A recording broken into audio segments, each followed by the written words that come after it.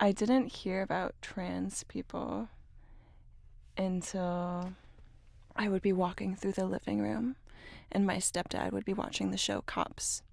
And in the show Cops, they would often show faces of trans women being blurred out and carried away. And then I never heard about trans men until a few years later. I went to a friend's drag show, and there was a whole segment for people who were drag kings. I had never heard of that. I walked away from that thinking, oh, maybe maybe I could be a drag king. And then the immediate thought after that was, no, you can't if you're going to continue to live in Ohio. And when I was in high school, my friends, many of them were closeted queers with complicated home lives.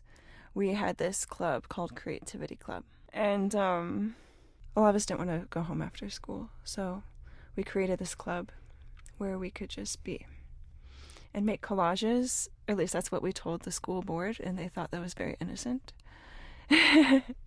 But then we had this thing called the Day of Silence, which is a national thing where people vow to be quiet for a day in order to be in solidarity with those who stay silent or closeted. But we all wore these little buttons that said, I'm an ally. And then the next day, a bunch of kids came to school with stickers and little notes that said, I'm an enemy. And they found the lockers of queer students and gave them the I'm the enemy sticker. I know a lot of people didn't want to go to school after that. And by the time it was senior year, I honestly didn't know where a lot of my friends were even living. Is that how things were overall, like growing up in the Midwest and in places that aren't like New York? Yeah.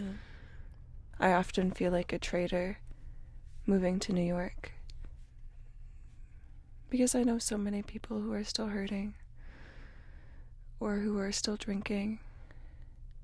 I think especially within leftist conversations or communities, queer communities, they're often so focused on the coasts, and so many people are being left behind. And I also think that's an element of whiteness too, of like, it's easy to forget where you're from because you're deemed as neutral. And I don't want to forget. Yeah. And then so fast forward a few years, I come out as trans after coming out as a survivor of childhood stuff. And a lot of people who I trusted and loved equated like, oh, you're trans because this happened to you. And that really hurt me. And the other thing that really hurt me was not knowing what I would even transition into.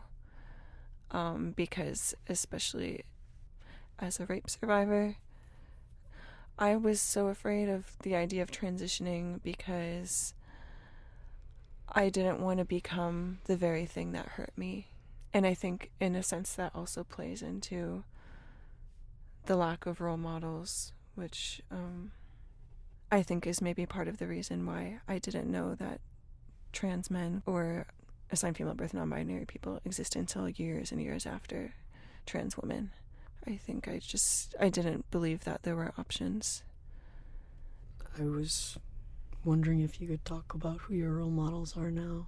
Yeah, I mean, one of the role models I feel like I'm like consistently looking for now is like queer men who are okay with being feminine.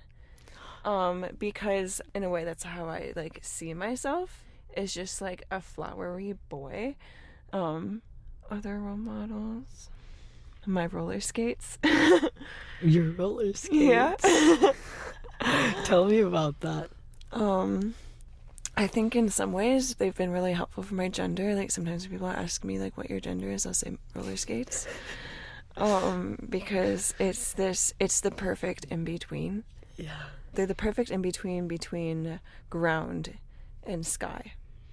And that in between offered me safety sometimes in dissociation, but most of all just feeling my whole body at once, and that's so rare even now.